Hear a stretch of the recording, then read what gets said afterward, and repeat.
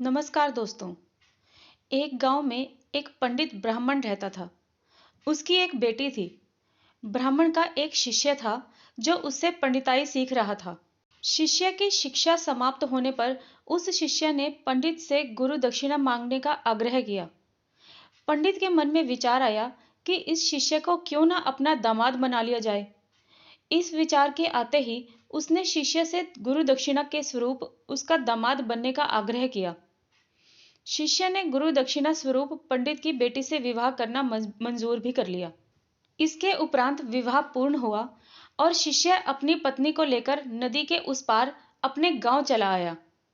रात्रि की मंगलमय बेला में पंडित की बेटी ने अपने पति से कहा, आप ज्ञानी पुरुष हो और मेरे पति हो। मैं एक ज्ञानी पंडित की बेटी हूं, इसीलिए आपसे एक सवाल पूछना चाहती हूं।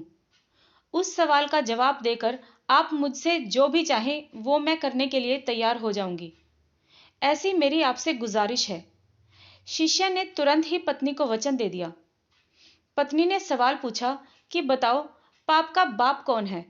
शिष्य ने रात भर सभी पोथियां पुराण खोलकर पढ़ कर देख लिए, पर उसे कहीं भी पाप के बाप का नाम नहीं मिला। प्रातः का पहला प्रहर था। उस समय उसके मन में विचार आया कि क्यों ना मैं नदी के उस पार जाकर गुरु से ही सवाल का जवाब ले आऊं। विचार के आते ही शिष्य ने नदी की तरफ अपने कदम बढ़ा लिए। जो ही नदी पर पहुंचा, उसने देखा कि गांव की धोबन कपड़े धो रही है। धोबन ने शिष्य को राम राम कहा और विवाह की शुभकामनाएं भी दी। और धोबन ने पूछा कि छोटे पंडित जी, आप कहाँ जा रहे हो। शिष्य ने कहा, मैं नदी के उस पार अपने गुरु जी के दर्शन के लिए जा रहा हूं। इस पर धोबन हंसने लगी और हंसते हंसते शिष्य से कहा कि आप झूठ कह रहे हैं, क्योंकि आपकी और आपकी पत्नी की सारी बातें कल मैंने सुन ली थी। इसलिए मुझे पता है कि आप क्यों गुरु जी के पास जा रहे हो। धोबन ने उससे कहा कि आपके सवाल का जवाब मैं बता सकती हूँ। इस पर शिष्य ने कहा, मैं पंडित होने के बावजूद इस सवाल का जवाब नहीं जानता और तू अनपढ़ गंवार इस सवाल का जवाब कैसे दे सकती है। इस पर धोबन ने कहा कि छोटे पंडित जी, आपको जवाब मिलने से मतलब होना चाहिए, ना कि मेरे अनपढ़ और गंवार होने से। इस पर शिष्य राजी हो गया, पर धोबन ने भी जवाब देने से पहले एक शर्त रख दी।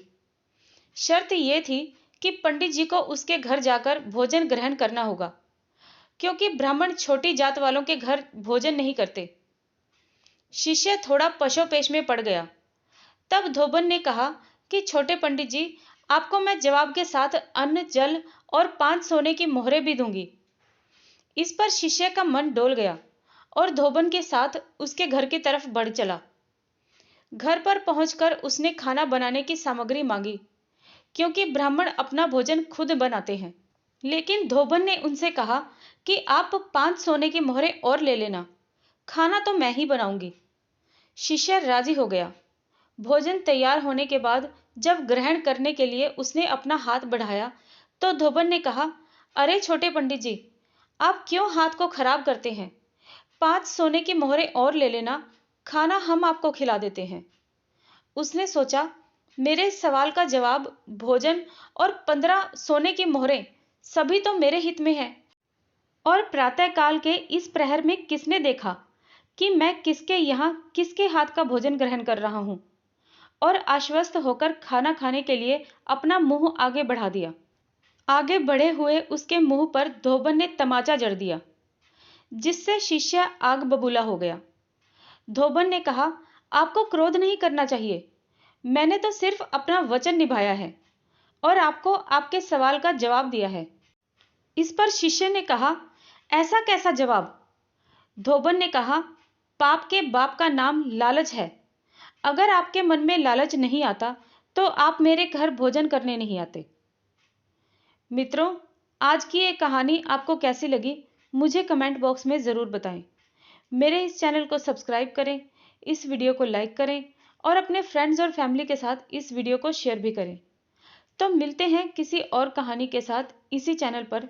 तब तक के लिए धन्यवाद।